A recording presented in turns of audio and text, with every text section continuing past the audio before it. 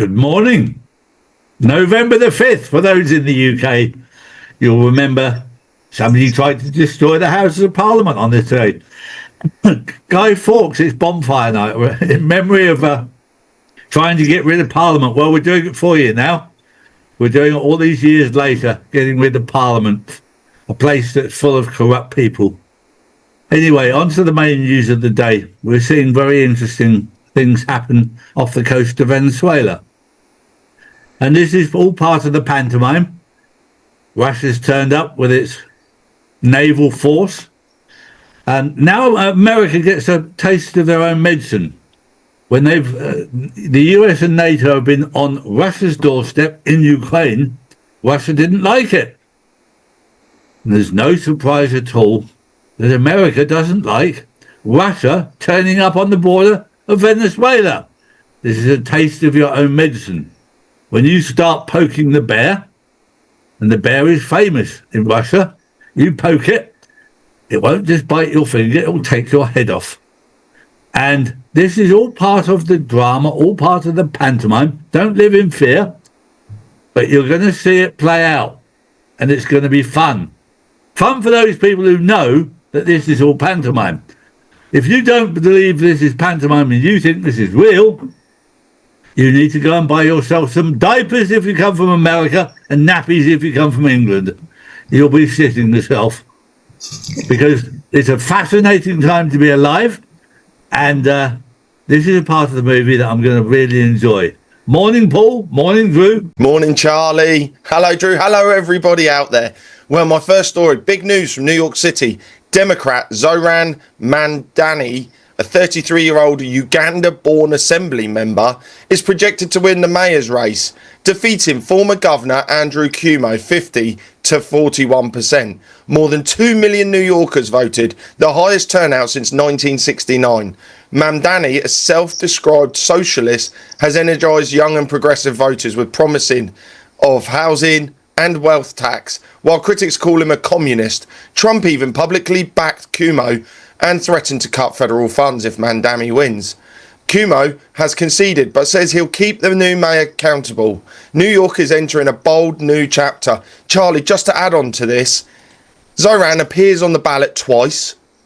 There are now videos emerging of people just opening up the ballot boxes and scooping out stuff with no security. It's a farce. It's a complete farce, that election. It is, but the public have to see it, Paul. Because if they don't see it, they don't believe it. There are still at least 50% of the world that don't believe any election is rigged. And this is all part of the pantomime to wake people up. To get somebody into office. Now, if you live in the UK and you look around Parliament, I can't see a single politician that's qualified to be there. Not like the old days, where you had the staunch fighters that were in there. Good men, good women. They're not there anymore. The same in the US. The same all over the world. The world has to see these corrupt people in power to believe the system is rigged. And if you don't see it, you won't believe it. Drew. Good morning, guys, and my first story of the day is a UPS cargo jet has crashed moments after takeoff from Louisville International Airport. The MD-11 freighter burst into flames near a service road, triggering multiple explosions and a massive fire. Investigators from the FAA and NTSB are on scene. Both pilots are feared dead. UPS says it's devastated and working closely with authorities to find out what went wrong. Well, anything like this should wake everybody up, because I've said this since MH370. The first thing I looked at was who was on the list. I'd be very interested in who the pilot and first officer were, because planes don't just crash. Planes are by far away the safest way of travel. And when something happens like this, people need to ask the right questions rather than the wrong questions. Who was on board, or what was on board? What was on board that was so important that had to be destroyed? Because these people can destroy things like this and, oh yeah, we'll blame Boeing or we'll blame somebody else. It's far deeper than that. It's time to look at the real facts that they're hiding from us. Paul. Well, my next story. Donald Trump Jr. has slammed the BBC as fake news, claiming the broadcaster doctored footage of a speech by his father ahead of the January 2021 Capitol March. An internal whistleblower at the BBC says a Panorama episode spliced together remarks made nearly an hour apart, making it appear Trump urged protesters to march on the Capitol.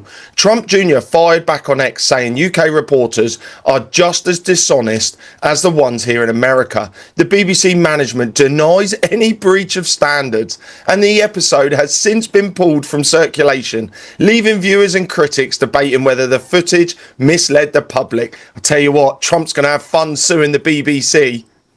Well, we're going to see this happen because of the simple fact the BBC have always put out there that they're the ones to be trusted.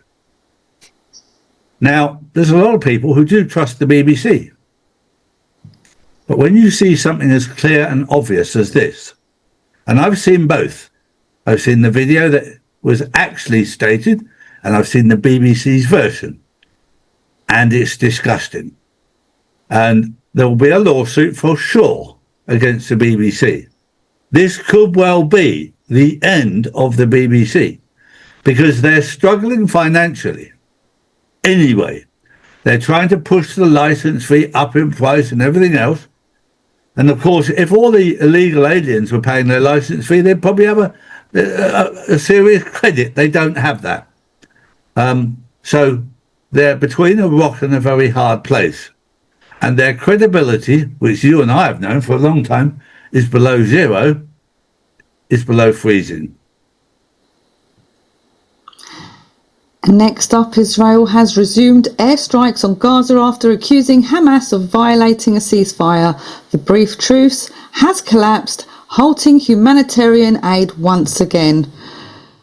Well, I'm not surprised there. Well, I think that it's very interesting that that sort of information comes out because I've got people on the ground in Israel and in Gaza that we're in direct contact with.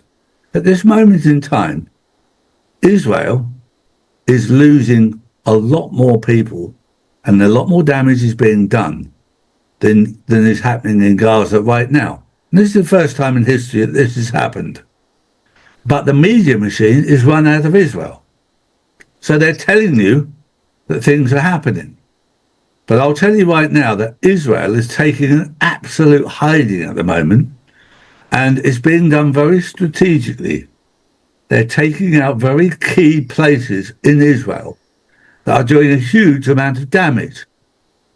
And while they're doing this, it's very interesting to see what's happening to the Israeli population.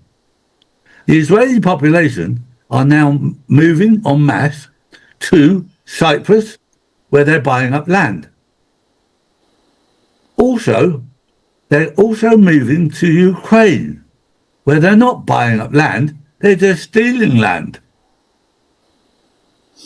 This is the type of people we're dealing with. My next story, and this is one we need to pay close attention to. UK politicians are pushing a new law that could make protesting outside MPs' homes a jailable offence with penalties up to 6 months. The Crime and Policing Bill aims to tackle harassment after surveys showed nearly all lawmakers face abuse. Critics warn the move could criminalise peaceful protest. Amnesty International called it an alarming assault on democracy, and activists have staged high-profile demonstrations from barricading statues in Parliament Square to large street rallies. Supporters say it's necessary to protect politicians, but opponents fear it could stifle free speech. Well, Charlie, if they were doing a good job, surely it wouldn't matter. It wouldn't, and this is a very important part of the journey, Paul, because the world has to see it. I've got endless tapes of police overstepping the mark in America and in the UK. Endless tapes. And it makes people angry, and it needs to, because there's massive government overreach in what the police are doing. I've seen many police arresting people for standing up for Palestine, and yet firebombing places supporting Israel, nothing's done. And this needs to be seen to be believed. And this is all part of the exposure. The light is currently exposing the darkness. The darkness has always been there. But now we're able to see it because there's light shining on it. It's time to wake up. When you wake up, you can't unsee what you've seen.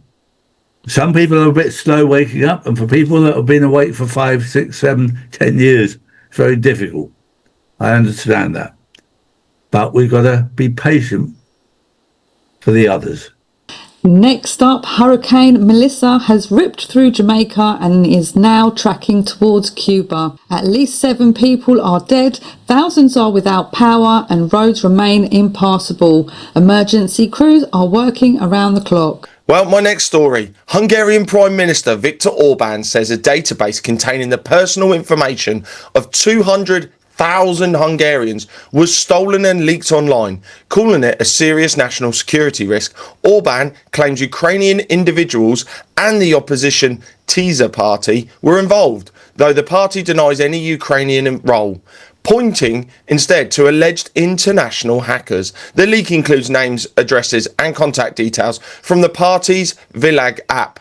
Orban has ordered a state investigation as he continues to accuse the EU and Kiev of trying to influence Hungarian politics ahead of the 2026 elections. This scandal is now at the centre of Hungary's heated political debate. Well, we're going to see this. This is all part of the play, if you like, to see that Viktor Orban was standing up for what's right. But the deep state and the cabal don't want that, so they will go after him and attack him in any possible way. We're seeing the same with Ibrahim Traore in Burkina Faso. These people are standing up for what's right, come under massive attack from evil. We've had it ourselves. We were banned for 4 years from YouTube for standing up for what's right. There are many people who are standing up for what's right out there that are coming under attack. Fortunately, that attack now is all part of the movie. So the danger has gone away, but the world is seeing how dangerous these people were and why it had to be done under the cover of darkness 4 or 5 years ago. And now you're only just seeing it. It was way too dangerous to do it live because people would have got, a lot more people would have been killed if it was done live. It's now been done before. It was done in 2020 and 2021. You're now seeing it in 25 and 26. It's all done. So don't live in fear. But these people are truly evil. And we're seeing in the pantomime as much as we can see, and even what we're seeing is truly evil. True? Next up, former Vice President Dick Cheney has died at age 84. He served under George W. Bush and was a key figure in post-9/11 foreign policy and the Iraqi war. Well, we were told about this 4 years ago. We're going to see a number of people strategically die. And there's going to be a number of people die at the end of 2025 and a whole bundle more in 2026. These people, it's all part of this pantomime. And I hope you're enjoying it because we're in a crazy part of the time now. Also, don't miss the Insiders Club tonight. I will be on there for the first time for a couple of weeks or 3 or 4 weeks because I've been out with my voice. Has not been good, but I'm going to be there this evening. Don't miss it. It's going to be a lot of fun. Have a wonderful day and we'll see you on the Insiders Club this evening. Enjoy. Take care. Bye-bye. Hi guys, this is a personal message from me. If you see a video on Facebook, you are following an imposter. I am not on Facebook. I have not been on Facebook since June 2020 when they removed me. Please redirect to watch all of my videos at charlieward.com. All official social media links are on my website. We urge you to stop following fake channels. I will never message you in a video. I will never ask you for money. I will never message you privately. I will never contact you directly. I will never ask you to email any information directly. I will never sell you cryptocurrency or any currency or ask you to open a quantum financial system wallet. Please do not get caught by these scammers who are out there. I do not endorse other truthers so that an imposter can say that I've said this. I will not ask you directly or indirectly to open a quantum wallet, so please be careful. If you want to check out the validity of anything, contact us directly via our website at charlieward.com. There's a contact page there. We have a customer care team there to help you.